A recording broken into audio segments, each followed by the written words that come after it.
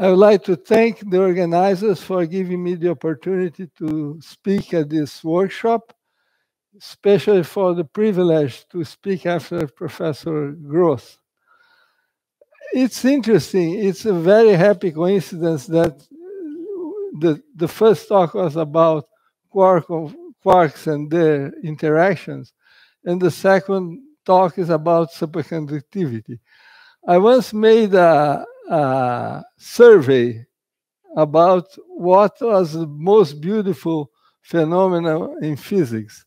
And there was a tie between quarks and their interactions and superconductivity.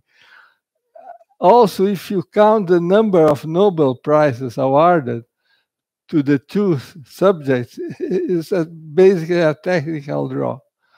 So I would like to, nature is so bountiful that it gives us two mechanisms, at least two different mechanisms for superconductivity. So so this is the summary of my talk. I was described as publications and then the theory and results. The problem of high TC superconductivity is certainly one of the most important problems in physics. And it has challenged the theorists for almost 40 years now without a solution.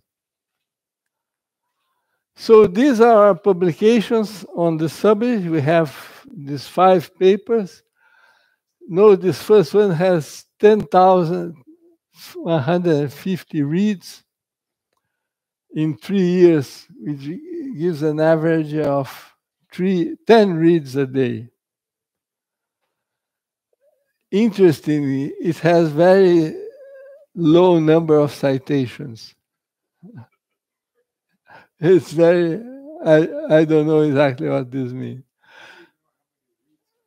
You go into this journal, we go to the first page and it indicates the number of reads. In fact, actualizes every day.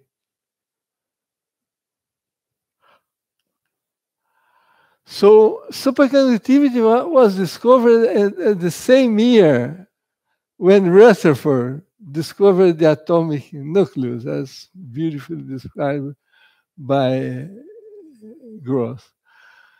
Camerlinghones in Leiden, Holland, discovered that mercury below 4.15 Kelvin would propagate without resistance. This was a fantastic discovery, which also led to a Nobel Prize.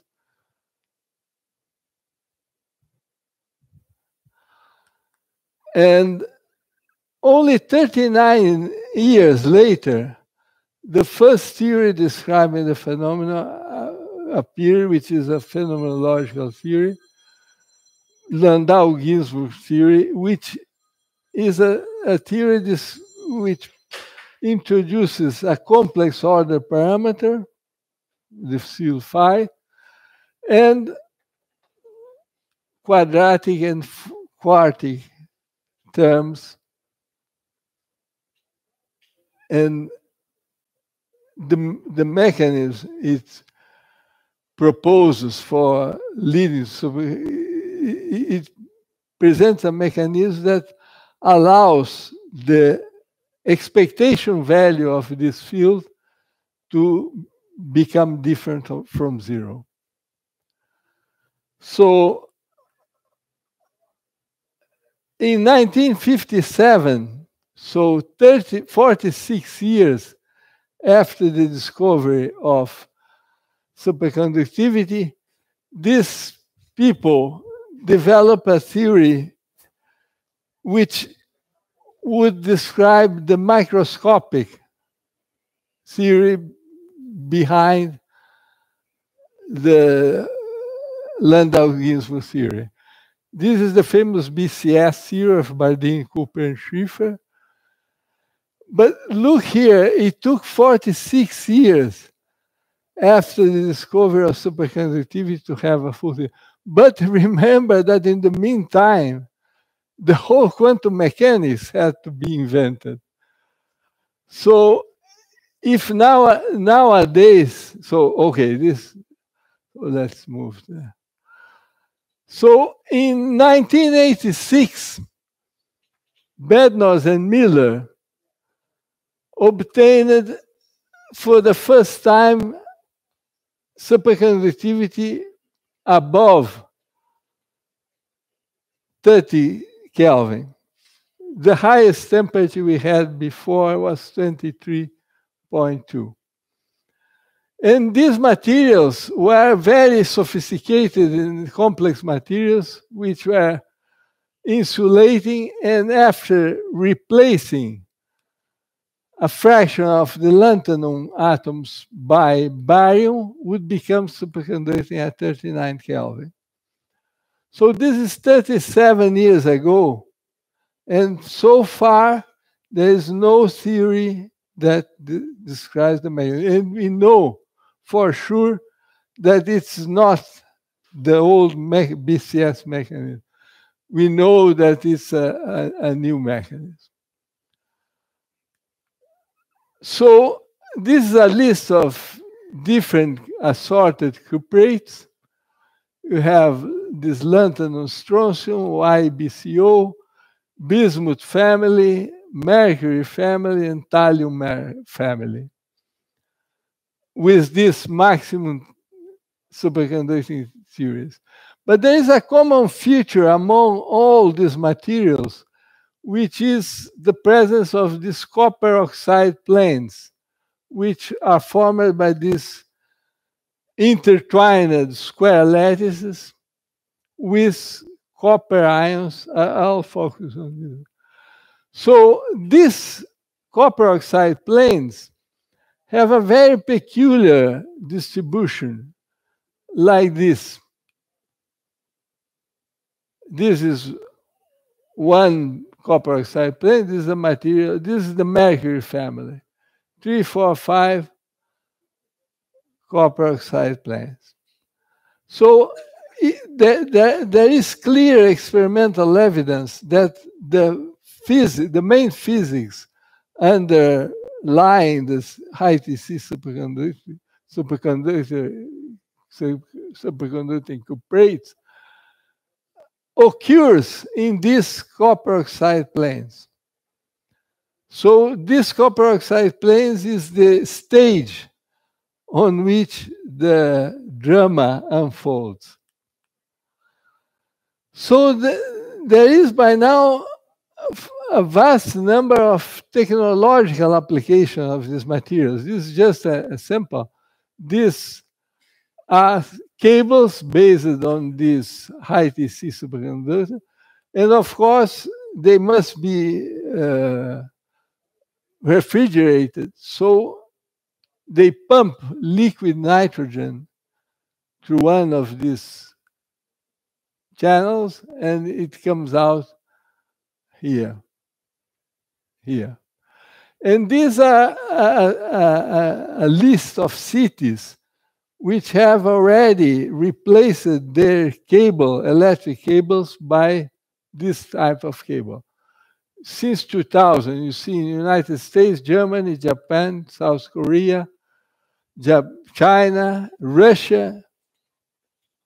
So there is already vast technological use of these materials. So this is the phase diagram of this cuprates. I say that this is a playground for physicists because it has such a rich structure of it. This is temperature, and this is the doping parameter. So you have antiferromagnetic Néel phase, spin glass, superconductivity, strange metal, Fermi liquid, pseudo gap, charge order. So it's really, so it's useless to say that after 37 years, there is no theory that so far that was able to describe even one of these lines separating these phases in this diagram. So I'm just going to advance what I'm going to obtain. With our model, we obtain an analytical expression for this line, this line, this line, this line, this line, and this line, which are exactly in agreement with the experimental measurement. I'll show that. So this is the theory. We have the stage where the actors. This is the stage. These black dots are copper ions.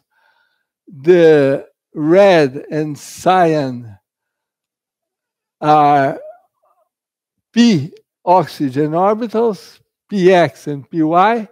So you see there are two square lattices in such a way that for each member of, let's call this A and B lattice, for each member of one lattice, oxygen, there are 4 nearest neighbors. And nearby is the copper oxide. So the actors are the localized spins of this, because these copper ions have spin a half, localized spin a half. And as we dope the system, we introduce holes in these oxygen orbitals, p orbitals, either px or py. And by the way, these are the expression for the spins of the holes in the A and B sublattice. It's a bipartite square lattice. Okay. So there are 2 possibilities for this bipartite oxygen lattice. You see, I depicted here in red and in green. Because these p oxygen, p orbitals, they have 2 lobes, and one has a positive sign and another negative. And there are 2 possibilities. You see here I have minus, plus, minus, plus, minus, plus, minus, minus, plus, minus, plus. And here alternate plus, minus, minus, plus, plus, minus, minus, plus. So these 2 configurations that in principle would be degenerate, I will show that this red one is the one that is realized in the superconducting phase. And it is also realized in the spin glass phase. So, and it's a kind of a dimerization, you see, because this is the base, which is repeated in this square lattice, and here there is a dimerization. Something similar what happens in polyacetylene, where the Peierls mechanism produces a dimerization. And we will see that this is crucial for this orbital sign organization is crucial for our results. So in this red arrangement, we have this copper ion associated with one p orbital from the A sublattice and other for the B sublattice. And you see that this overlap of orbitals here is minus for one and plus for the other. So we'll see how this will. So the mechanism of doping, we have this origins, take this LSCO, you start from the parent substance material, which is lanthanum 2, copper oxide 5. Now, lanthanum is C6S2 and strontium is 5S2. But if you replace lanthanum by strontium 2 plus, strontium 2 plus is lacking 2 electrons. So what happens is that it pulls these 2 electrons from those oxygen orbitals, creating holes. And that's how the holes are introduced in the copper oxide plane. Okay. This is just an example. So the number of electrons is 4 minus 4. So we have 2 lanthanum, each one pulling 2 electrons is 4.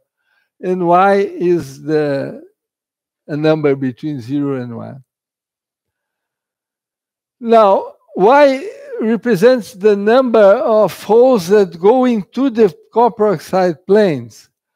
And X is the stoichiometric number that comes from the chemical properties of my material. And in principle, this Y is a function of X, but usually this is not known.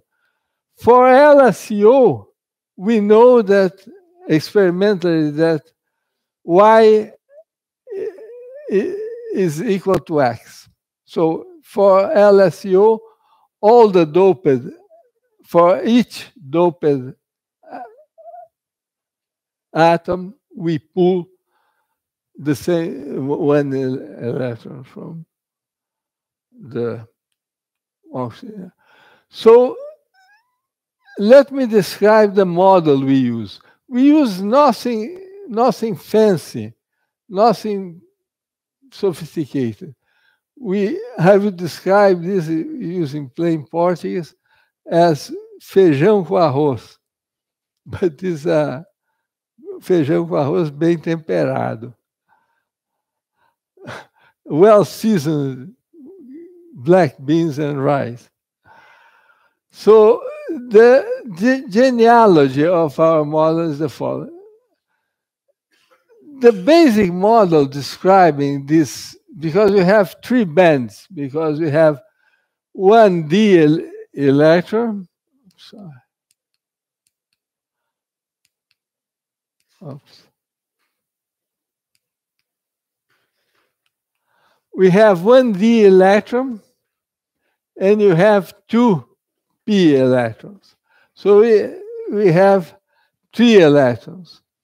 So the 3 bands Hubbard model describes the hopping, all possible hoppings of these electrons, and the Coulomb repulsion among them.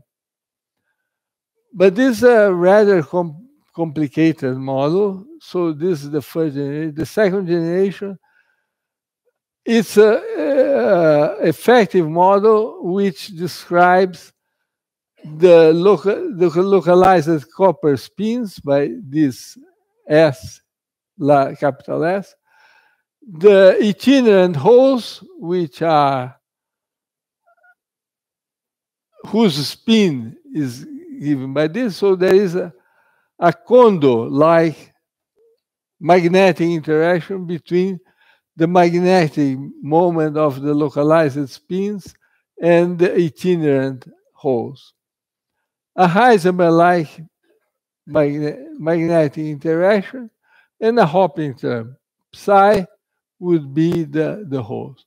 But this is the second generation. The third generation, we add a Hubbard repulsion interaction between the holes, on-site repulsion in the two sublattices, the A and B. So this would be the spin-fermion-Hubbard model. But this is not yet the model we use. The model we use derives from this spin-fermion-Hubbard model by the following operations. First, second, okay, 1A, 1B, and 2. One is tracing the localized copper spin. So we trace this capital S here.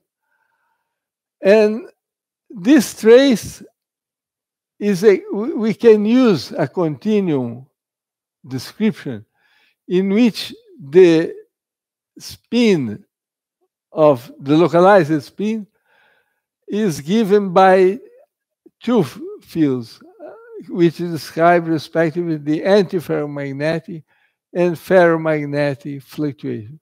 So the trace reduces to calculating these two functional integrals. And second, we do these two terms here don't have any localized spin. So what we do here, because this UP is larger than T, we do second order perturbation theory in T.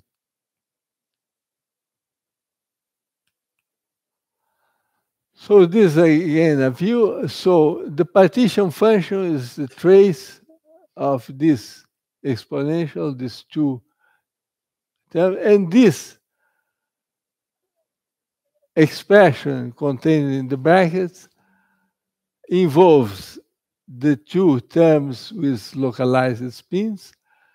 In order to calculate this trace, we use this spin coherent base where the expectation value of the localized spin is given by Ni, where Ni is a unit classic vector. And this Ni decomposes in an antiferromagnetic and a ferromagnetic compound in such a way that the trace is given by these two functional integrals. So just to summarize, this is the complete partition function. Integral is a quadratic one. You have a quadratic and a linear term. If we integrate in L, we will obtain 1 Hamiltonian H1.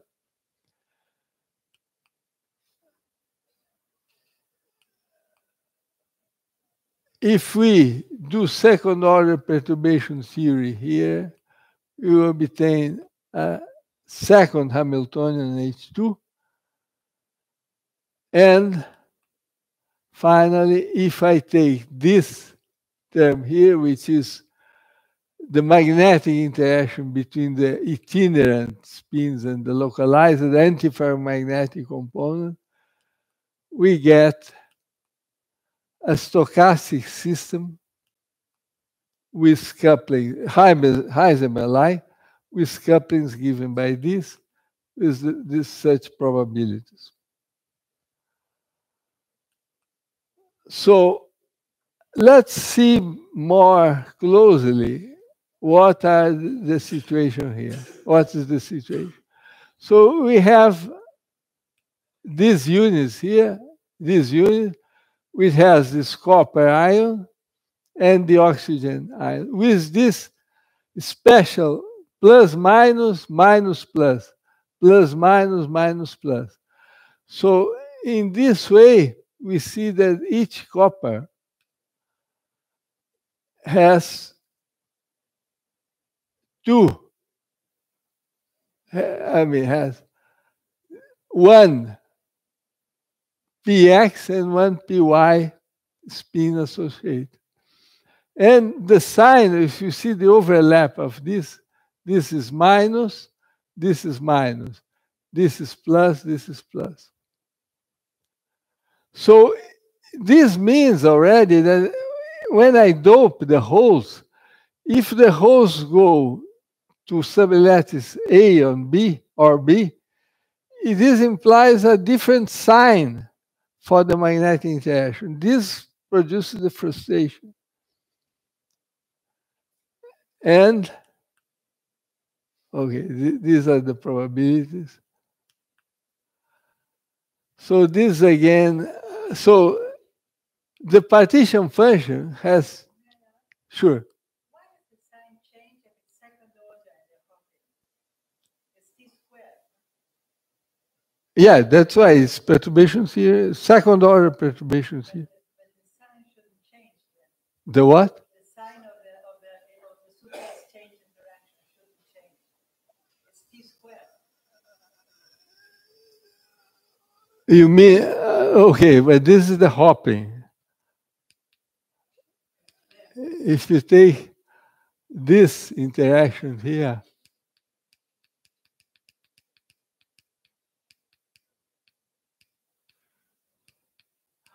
okay, this, you see, you mean this, because it's quadratic, this sign will disappear. But there is this sign that comes from these phases here because of the overlap of the, okay, because it's not the second order perturbation theory in T0 doesn't affect the magnetic interaction. It will have an impact in the pseudo gap.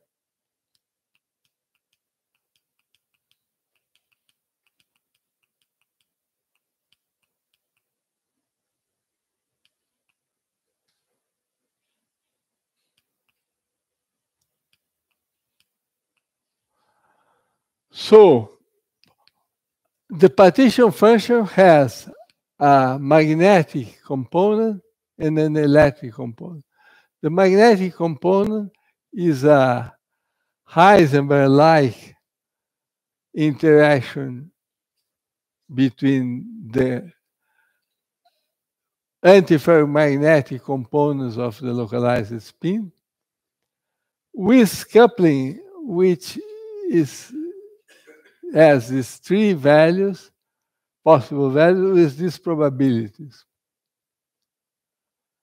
And this gives this average and variance. So this is the magnetic part of it. Now, the electronic part contains this, the hopping, the H1 and the H2. The H1, you see, is a superconducting-like interaction. It provides an attractive interaction between these holes, provided this product is negative. So that's why the rearrangement of the lobes of the oxygen p orbitals is fundamental here. This is the second order perturbation theory in the hopping. And it comes with a negative sign, and it produces a formation of an exciton. It produces a bound state between a hole and an electron. So excitons, these are spin 1 excitons, observe, because the two spins are parallel. So this is one of the predictions of our model, that excitons should be important. Now, this combination here, we can show that it's always minus. You can see here. You take, for example, these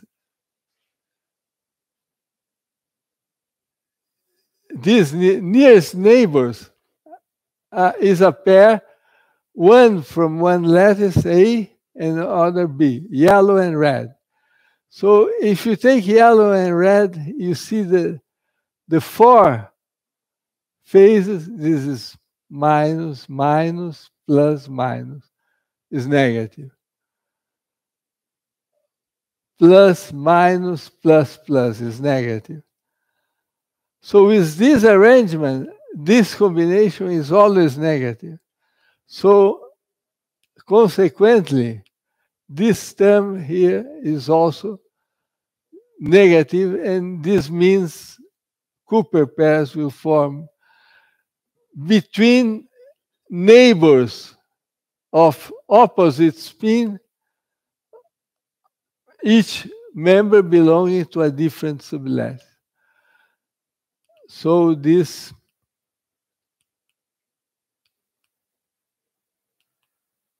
provides the superconducting interaction.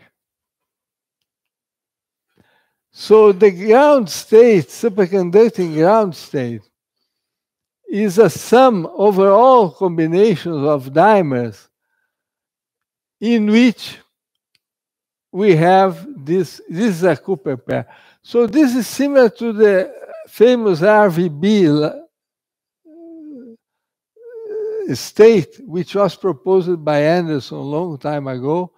But the Anderson proposal, the RVB, was a ground state of the Heisenberg antiferromagnet. And it was the dimers were pairs of spins, of antiparallel spins. Here the dimers are Cooper pairs. So this is a difference. This is our vacuum. This is for a situation in which. So now we start to see, you observe that the coupling parameter of the superconducting system is this number here, and the coupling of the pseudo gap is this.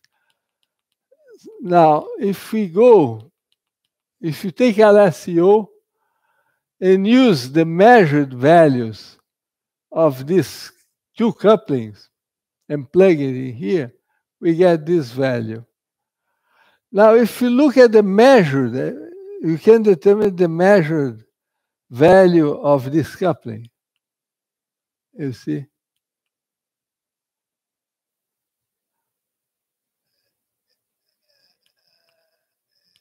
And here we have this. So this is the first indication that we were in the right track.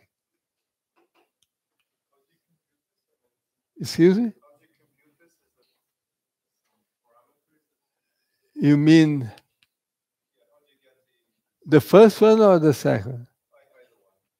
Okay, the first one comes from the spin fermion model. When we make the transition from the 3 bands Hubbard model to the spin fermion, we determine the effective couplings of the spin fermion model in terms of the original 3 bands Hubbard parameters. So these are not really measured. These are calculated for when you make the transition from the spin fermion to the 3 bands Hubbard model to the spin fermion.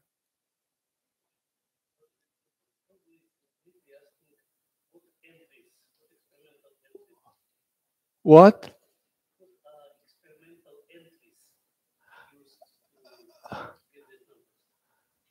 Okay, this there is no experimental entry here. This they obtain these parameters of the spin fermion model from the 3 bands Hubbard model.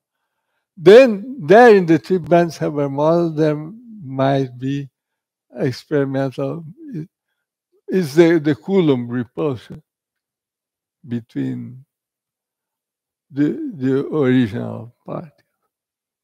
But this we determine when we make the transition to the 3 bands Hubbard model to the spin fermion.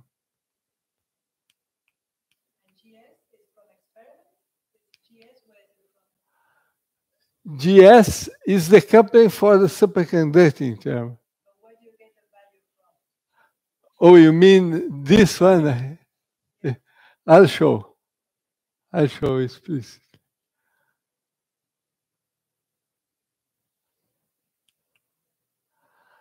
So we have a hopping term and two quartic terms.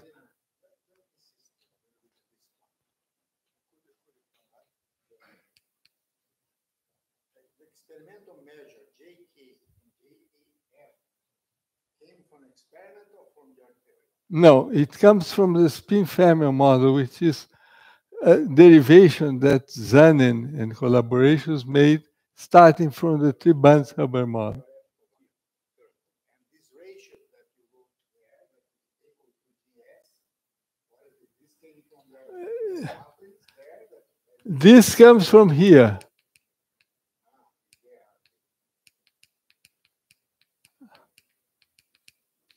When I do these traces, I obtain this and this.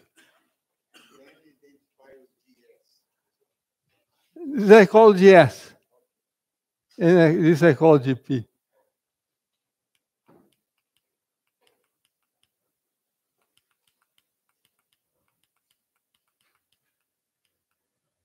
Okay, I'll show how I get the experiment. So here we use Hubbard-Satonovich method to write this as a trilinear term, where phi is a Hubbard-Satonovich field. So I do this for both and obtain the equation for the phi and chi field are this one. So the expectation value is the expectation value of a Cooper pair. So this is an order parameter for superconductivity, and this M, which is the expectation value, is going to be an order parameter for the pseudo gap. I'll show that. And we can show very clearly that both cannot be different from zero at the same time. So there is a competition between pseudo gap and superconductivity. So with this arrangement, we see that the system is antisymmetric by a 90-degree rotation. You fix this point, you change the red lattice 90 degrees, you see it changes sign. So for this, we have the ground state expectation value has this symmetry here, which is called dx2 minus y2. So these are the expressions for the order parameters. And the description of doping is made by adding a constraint, like it's equivalent to going to the grand canonical ensemble. And furthermore, we replace the Hubbard-Satonovich fields and mu by the vacuum expectation values. So this is a mean field in the parameters, the order parameters. But there is we have been very careful. So this is just rewriting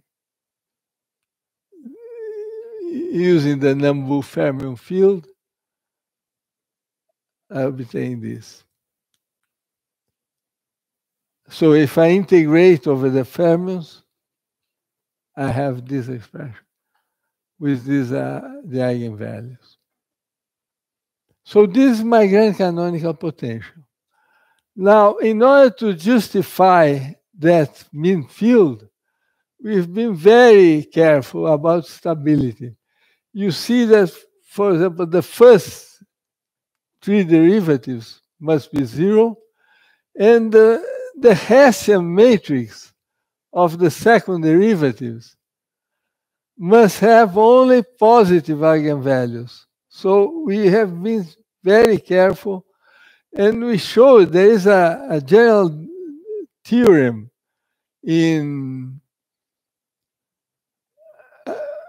linear algebra that show that this matrix to have only positive eigenvalues is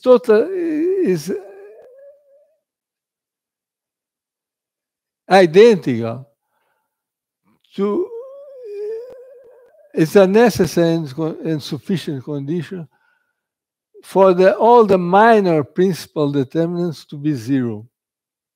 This means this to be positive. This, and this.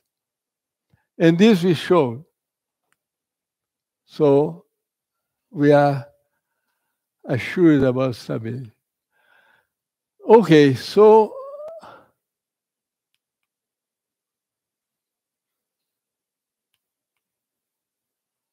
let's go to the results. So I just repeated here the schematic phase diagram to refresh your memory. So first, the Fermi surface evolution. If I take the eigenvalues of this operator here, the Fermi surface is defined as the surface, the manifold for which this is zero. And this means this expression here. So you see that whenever we are in a superconducting phase, this is complex. There is no Fermi surface, which is, we know it is true in a superconducting phase.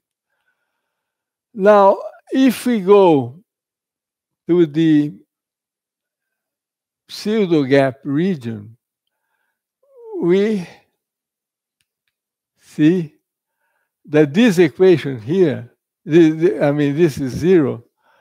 This, if I plug the epsilon and m here, epsilon and m, epsilon and m, we have minus and a plus, we show that this gives equation of ellipses. Oh, it's here. So it's plugged in here.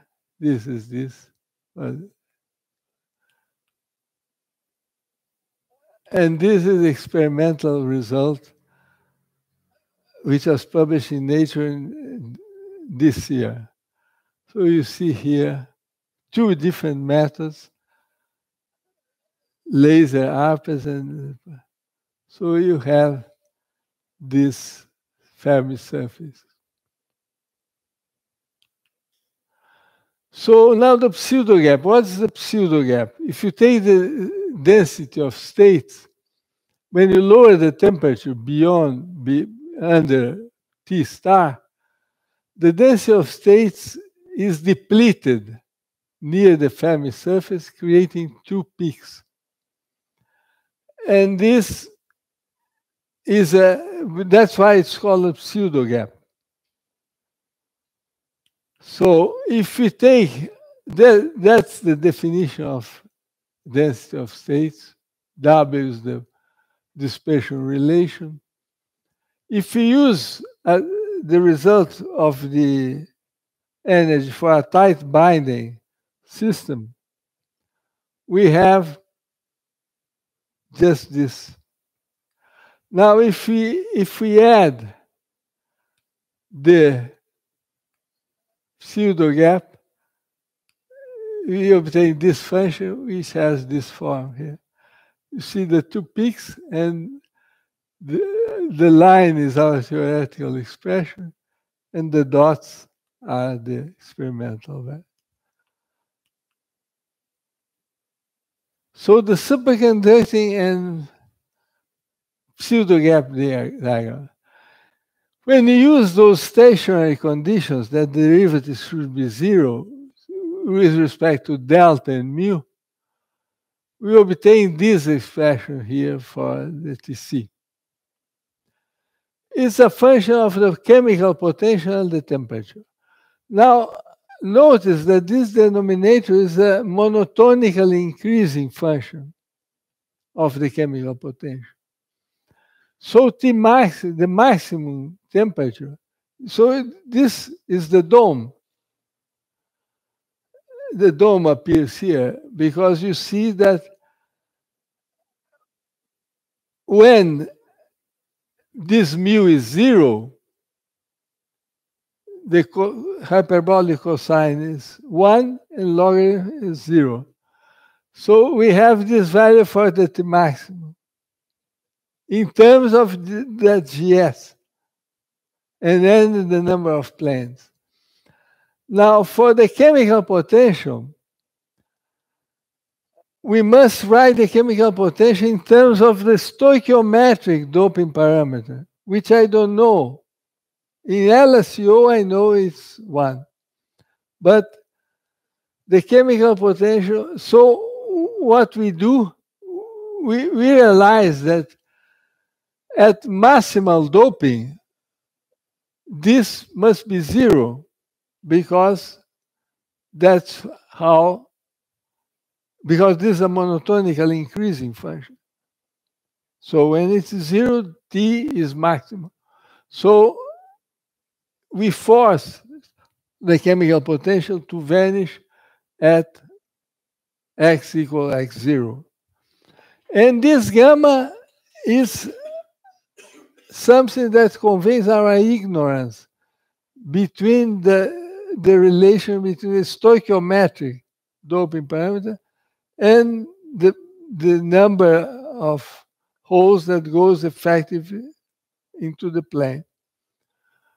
So this gamma is the only adjustable parameter we have. We are going to, so in this eta here is this function, where DC is a threshold coupling.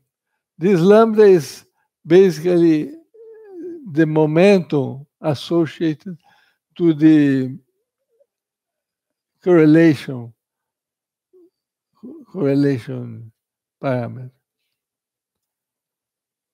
Okay. So now if we compare this maximum temperature, if we compare this with BCS result, you see you have this is BCS and this is our result.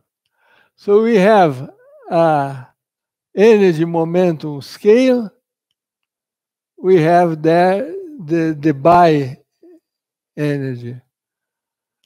We have this zeta function, which is depicted here. We had this exponential function, which is depicted here. And this zeta is given by this. You see that if we expand this in the strong coupling, it gives exactly the same result. So it's very suggestive that we obtain this expression for that. Now, if we use the minimal condition with respect to m and mu, we get this, which is the pseudo gap, and we have a similar answers for the chemical potential along the pseudo gap. Okay, now we plot this to find t as a function of l. Note that this is an implicit result. Also here, this is an implicit relation. So if we plot this, adjusting just the gamma, you see, this is for LSCO, this is for IBCO, this is the superconducting dome, and this is pseudo. These lines are obtained from the previous expressions for Tc and T star. These are the experimental. Aqui, the mercury family. So there's no theory so far has even intended to describe this curve.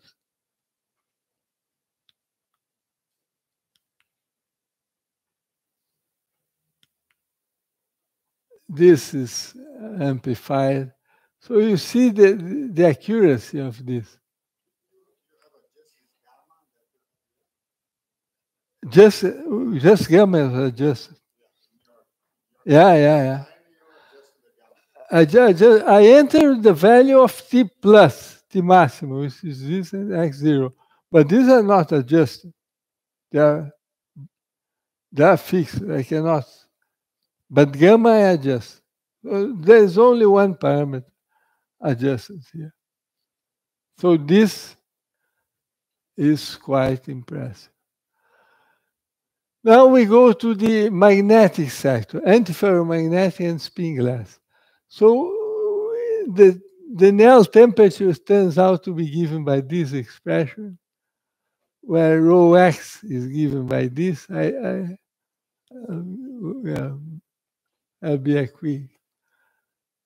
You see,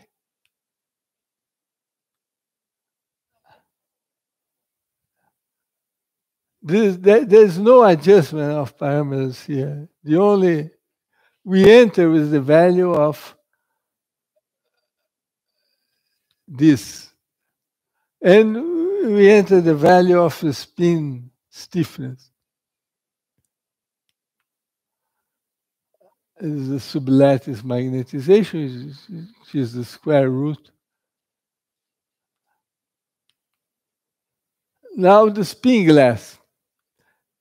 If I take a Heisenberg quantum antiferromagnetic spin glass with these three possibilities of coupling constant with these probabilities, where x is the doping parameter, I get this variance and this average.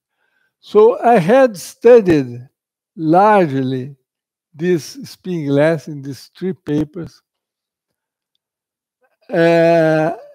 This gamma has nothing to do with the previous. This was a gamma that I used in this spin glass. So I find this equation for the temperature separating the spin glass phase from the paramagnetic phase. So I plot. So this black line is obtained from this equation without adjusting any parameter.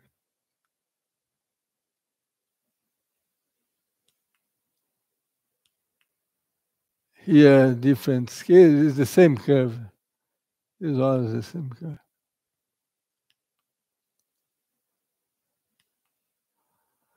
Now, the dependence of temperature on the number of planes. I take this expression for T maximum and consider a single family, namely bismuth or thallium or mercury, and assume that GS, that coupling is the same for all members of the family. Then the maximum temperature for each family is given by this ratio. So if I go there, I see T maximum, my theoretical value and the experimental value.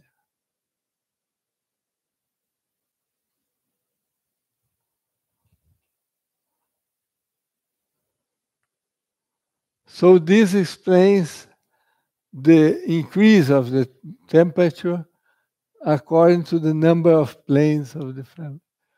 Now, pressure effects. So I have this expression for maximum temperature. This eta is that function, and this, if I want to see the effect on Tc, I plug GS here. And if I want to see the effect on the pseudo gap, I plug this in there. So this exchange integrals and Hubbard parameter are given by these integrals. There are 4 atomic wave functions. And the hopping parameter has 2. Now, since this is t squared over u, this is going to be 2 squared over 4, which is 1. So no effect on the t star. This is a prediction of our model. But in GS, you have 4 squared over 4. So it will change. So we have the compressibility, but the compressibility of the exchange integrals is given by this. This is the solution of the differential equation. Since GS is a ratio between this expression, it must be itself has this form. And here I have just one parameter which I must adjust, which is this compressibility. So, conclusion, pseudo gap does not depend on pressure. And TC, look at the result. For X corresponding to the optimal doping. And these are the adjusted parameters. This is a same result for these different materials. Okay, now what? How much time do you need? 5 to 10 minutes. So the question is, do you want to have a discussion? So maybe Okay, 5 minutes. flash the results and 5 minutes. So we just use Kubo's formula with this expression. We obtain the current correlator from the Gram partition function, which is the resistivity is just obtained by inverting the Kubo's result. And omega is given by this. So I plug this in here. So thereby I can show that in any phase, the resistivity has this expression here, where G is this function, K1 and K2 are given. And B is given by this. So this is the value of each of these functions in the different phases, pseudo gap, strange metal and Fermi liquid.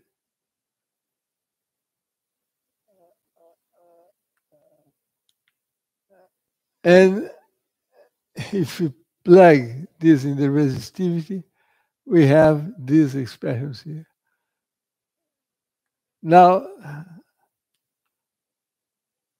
in strange metal, we have this expression for G, which leads very naturally to the linear dependent resistivity without having to do any fancy assumptions about Planck times and such things like that. And we predict that the slope is proportional to the pseudo gap temperature. You see here is a plot of the slope A1 divided by BC0 is slope divided by BC, which is proportional to T star. So you see here, the red dots are slope divided by BC. This is our expression for the pseudo gap. And the blue squares, and the experimental is the black dot. Okay. Fermi-liquid phase. This is one of the most spectacular results. Fermi-liquid phase, you have this G is equal to 1, so the resistivity is Bt2, which is the correct expression for a Fermi-liquid, where B is given by this. We calculate without adjusting anything. Now, a measurement of this by Hussey's group, which is Nigel Hussey, is colleague of Michael Berry in Bristol. They obtain this, notice that this resistivity versus T square. So this slope gives this. And this is our theoretical result, without adjusting anything.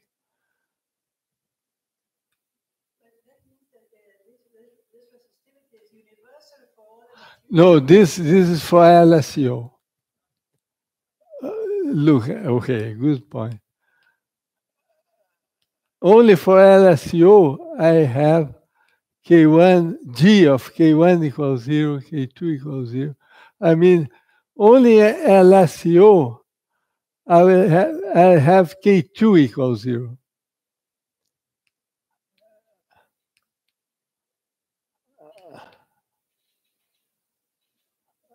Okay, I have Fermi liquid.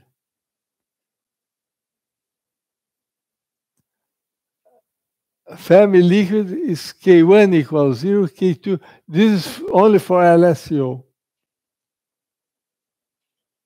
This is valid only for LSO.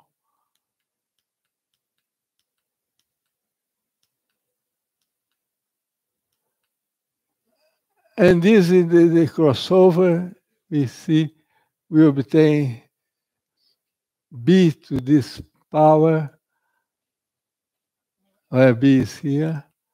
And this is the result of Nigel Hussey.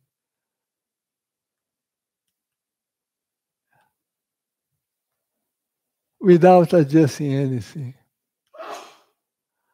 These are our theoretical results. The solid line, I mean, is the dashed line. The solid line, and the circles are the experimental result. This is all for LSO.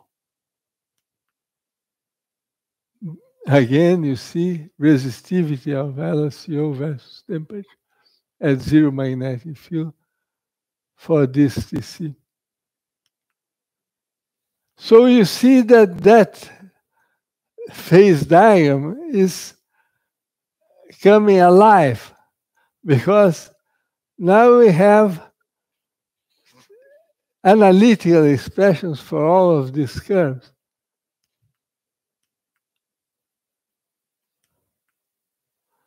Now, finally, applied magnetic field. We introduce this A, and we have a similar expression. Now we have 3 scaling variables. And then we have the destruction of the superconducting gap as we go from 0 Tesla here, 30 Tesla, 50 Tesla, and 80 Tesla. So you see that the gap is destroyed. The experimental data are from this paper. And this is a nice result also from Hussey group. Magnetoresistivity. This is resistivity versus magnetic field. You see that we have very good result. This is for bismuth 2201. Okay, so I come to the end. So far, no theory has been able to provide such an amount of correct explanations of the experimental data. So that's why I dare to say that this is a successful theory for high TC.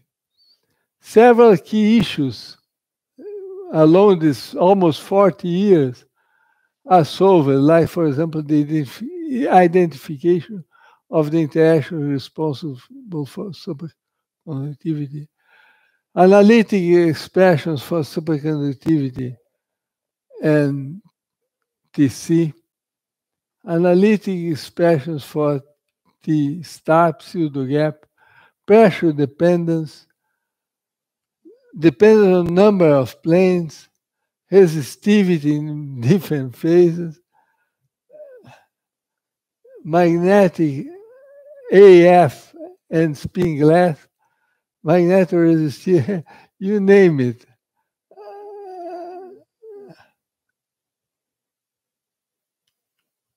I didn't tell you how I got it. I didn't forget. I'm going to that. I thought it was there, but I returned. Predictions. Pseudo gap is a spin 1 exon condensate. Order parameter for pseudo gap is the distance between the two. Linear resistivity with slope proportional to this T star. These exons must be observed somehow because they are there. What happens is that exons have extremely short life because they annihilate. Absence of pressure effect. Now, let me respond to your point. How I obtained that experimental map. It's here. Oh, yeah.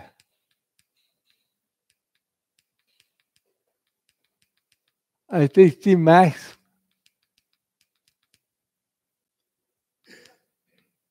Here. I take T max. I enter the value of T max, like for example here. Lambda I know, and eta is this function. I know GC. So I enter the value of G. I enter T max, I obtain the value of G.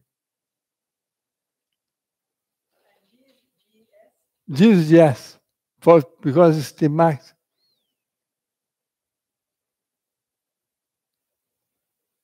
Okay, that's how I got that second number.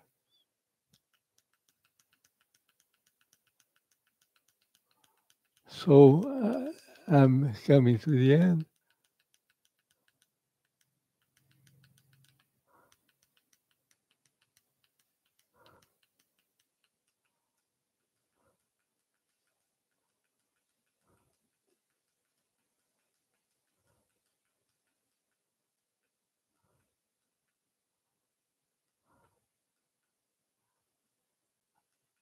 Okay, so this is the phase diagram, no longer a schematic, this is real.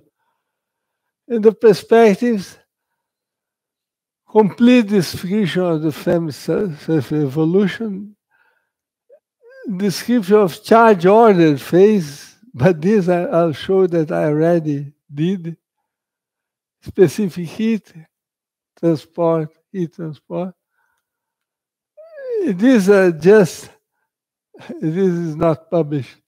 So this is the charge ordered phase I obtained exactly. You see, well, so these are in good agreement. So this is the phase diagram. This is the spin glass phase. This is the charge order phase. So that playground we are able to use in full extent.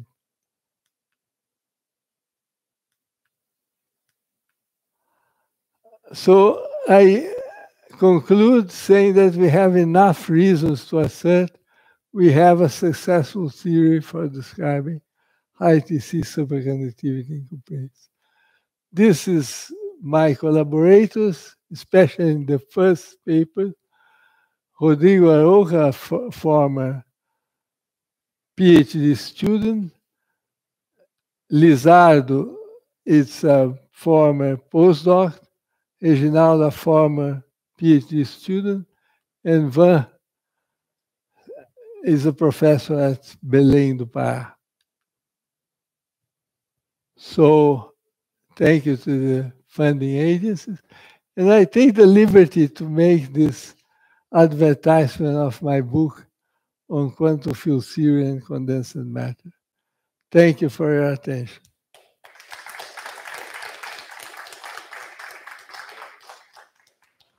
Very interesting results, and I think there'll be more reads for the paper, at least. Are there any questions? I think we don't have really time for many questions, so let's ask basic questions. Kari. One basic question is you have a lambda parameter, which is 0.018 electron volts.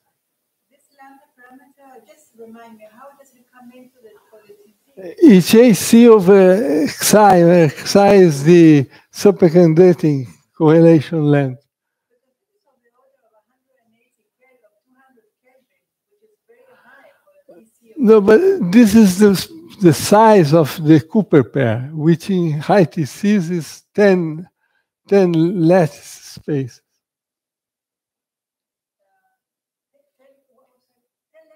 But the RVB kind of superposition was with nearest neighbors only. You're not taking Cooper pairs that are longer than nearest neighbor in your RVB kind of thing. Okay, but if you compute well, this is not obvious because you must really compute the correlation length by making the scalar product of these states. This psi is the experimental value. This correlation length is the experimental value. It's about 10 lattice psi. But just to finish, I mean, do you get Cooper pairs that are longer than nearest neighbor oxygen, or do you only have Cooper, the other parameters only nearest neighbor? I have, look, I have an interaction, a pair-forming interaction that is between members of the one lattice and the next one. So I would have to make dimers of next near neighbors. Of course, this in principle can be done. No, I didn't calculate anything with that. That is just the most important contribution.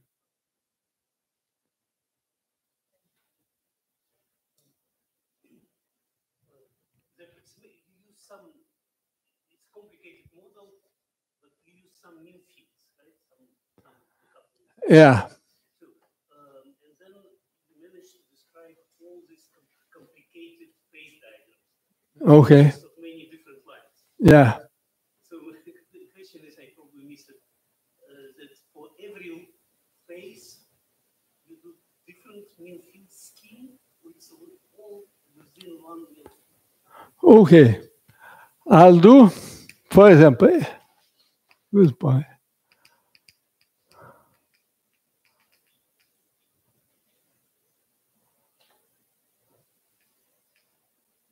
Okay. If I'm going to describe the TC transition, the superconducting transition, I do mean field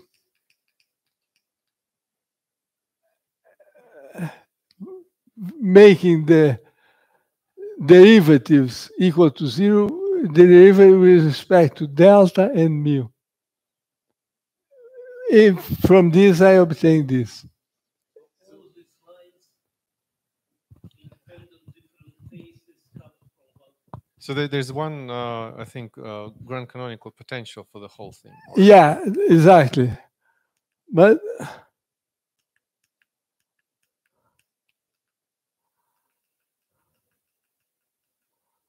okay, so if I do the variation with respect to delta and mu, I get this line.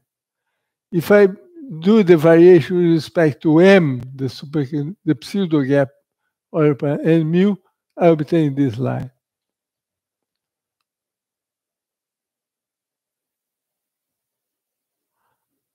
So, and the spin glass, I take remember the partition function is a factor of electronic and magnetic.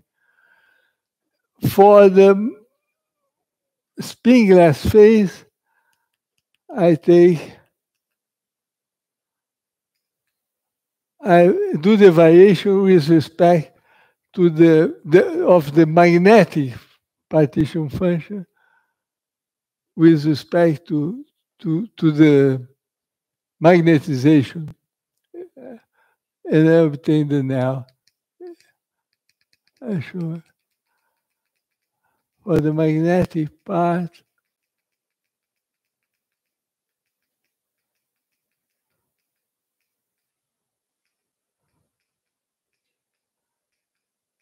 I take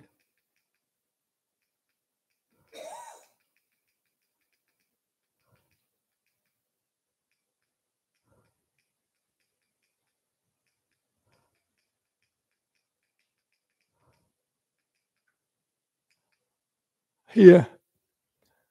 For the magnetic part, you see there's a magnetic and electronic. I vary with respect to n, because the Z magnetic depends on n.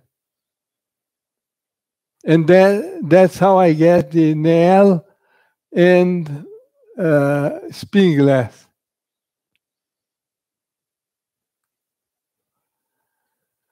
So I never saw a theory for high TC that describes both the spin glass and superconducting phase in the same framework. Okay, I think we really don't have time for further discussion, so let's thank Eduardo again. Thank you. And,